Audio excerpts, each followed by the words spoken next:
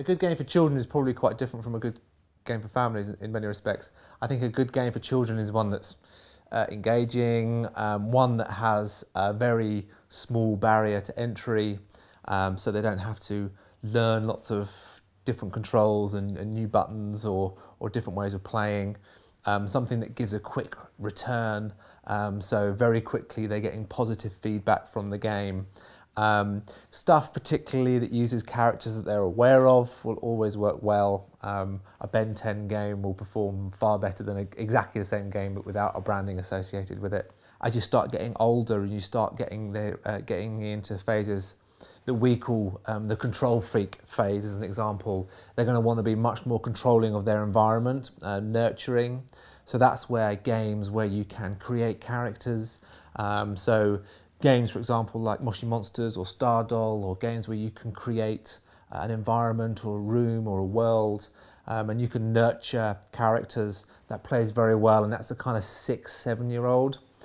And then you kind of get to the point of kind of socialization where they turn much more from more independent play to much more social play.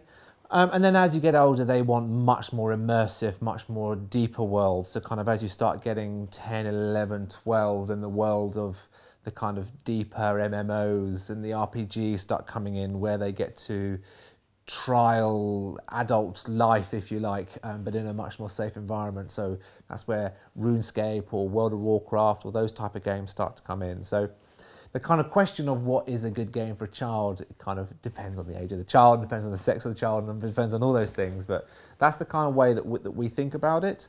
When we talk about what makes a good family game, I think number one thing that families do when they play together is realistically they want something that the kids are going to love, because a happy child usually means a happy parent. So games that the kids are going to love are kind of first and foremost.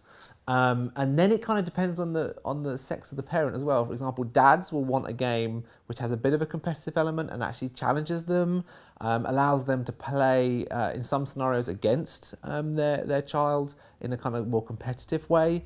They will want to be much more involved, whereas a mum would be much happier to play a more cooperative game and also a collaborative game, or even a game that just brings the whole family together, of which they're a part, whereas dads are a bit more of a gamer at heart, if you like.